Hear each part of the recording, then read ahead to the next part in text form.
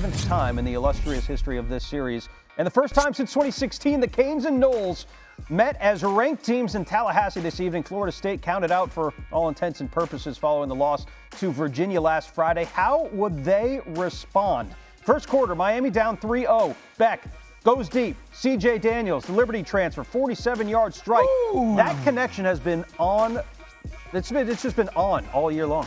It's on. It's staying on. Yeah. Keep the lights on, Mom, okay, because these guys are scary, all right? And then there again, too, just the RPO in the low red zone. C.J. Daniels with a little double move there. I mean, that was like a point guard out of the NBA, how easy he made that look.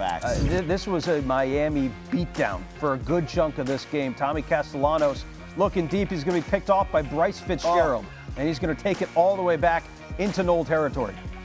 I mean, this just wasn't a great read, great throw by Tommy Castellanos, but this Miami defense is showing itself to be one of the best in the country. Miami trying to take advantage here. They're going to break out the little flea flicker here. Malachi Toney is the man down deep. Look at this. That's dropped in a bucket. He's a freshman! And what a throw! You might as well have handed it off to him, huh? That was a handoff. They just chose to throw it really far to each other on the handoff. 14-3 now, third quarter. Miami going for it on 4th and 2. Beck finding Toney again, and how about a 40-yard strike? A lot of yak here in this game. Man, you know, Malachi Toney, just good luck covering him in man coverage in that underneath area part. I mean, his short area quickness, ability to catch and run is just tremendous. And Number 10. Let's not forget, he had a touchdown call back, too. That was amazing. Yeah, he did. He's a superstar. All right, Florida State trying to get some offense going, and that looked a little like desperation time there for Castellanos. This time it's Jacoby Thomas. Yeah. He had a day today. Yeah, man, he was all over the field. Next drive for Miami, Beck swings it out to Daniels on the bubble screen. He's in for the score. Miami up big, 28-3. Love the receiver screen into the boundary right there. Good call by Shannon Dawson there.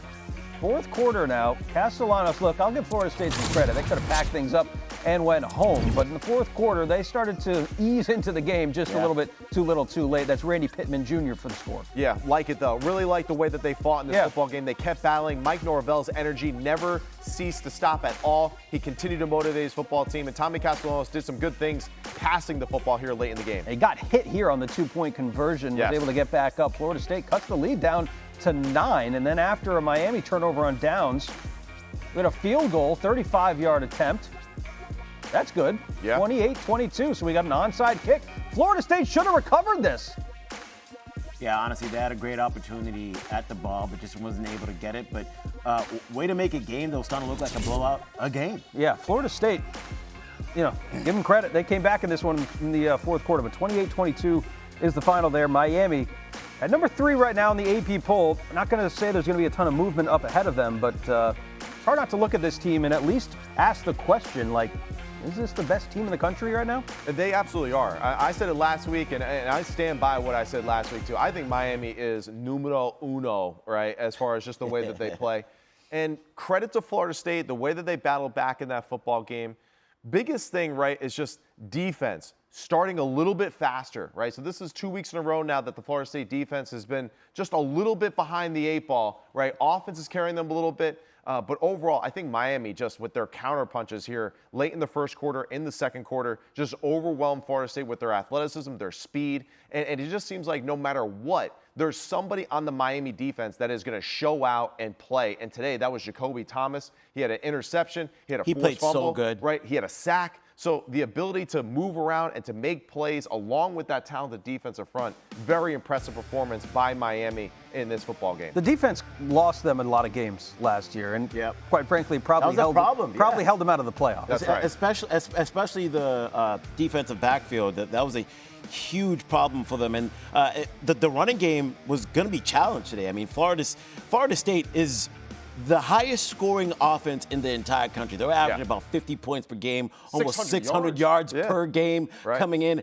and they kept them in check. I mean, they did a really good job at slowing down this quarterback running game that Florida State has. They have one of the best rushing attacks in the country, but Miami got to do what they wanted to do to them. I mean, you have all these athletic big men on the defensive front, and they were able to slow down the quarterback run game, slow down the rushing game altogether. And then on the offensive side of the ball, Carson Beck made some really good throws. I mean, you saw him, one clip of him counting 1, 2, 3, 4. That's because he had 4 touchdowns in this game. This is a guy who came into the game with the highest completion rate in the ACC at 73% per throw, right here in the season. Ridiculous. But that throw right there is what I wanted to see more from him, because what we've been seeing is this. A lot of the throws that have been, under 10 yards. In the boundary, But when you talk about throws 10 yards down the field, Carson Beck was only completing 47% of those passes, which ranked 11th in the ACC. So he wasn't great when it came down to deep throw passes. But today he was. Yeah. And he hit those throws. And I think we're starting to realize that he's got the weapons. And not only the weapons, the offensive line, because they're giving him all the time in the world. That's the biggest thing right there. Now, Miami didn't run the football as effectively as they typically do, right? But still, they were getting attempts, staying balanced that way.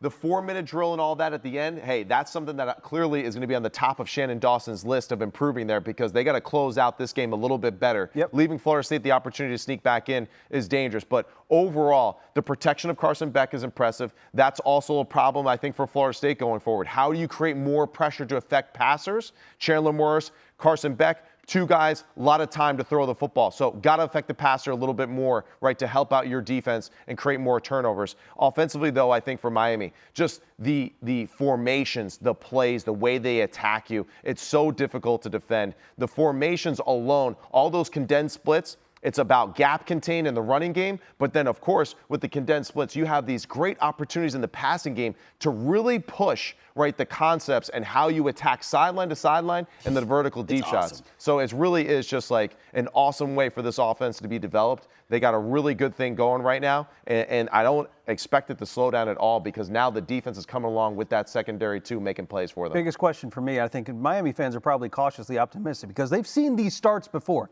They've seen a 5-0 start, but they've seen bad finishes. 2023, they finished 1-3. 2024, they finished 1-4, I think, and then last year they finished 1-3 down the stretch. So in a game that eventually kept them out of the ACC title game with the loss to Syracuse. So, but this team does feel a little bit different than years past, because all of those teams, those 3 that I just listed, all had their holes, and this team just feels like a more complete unit.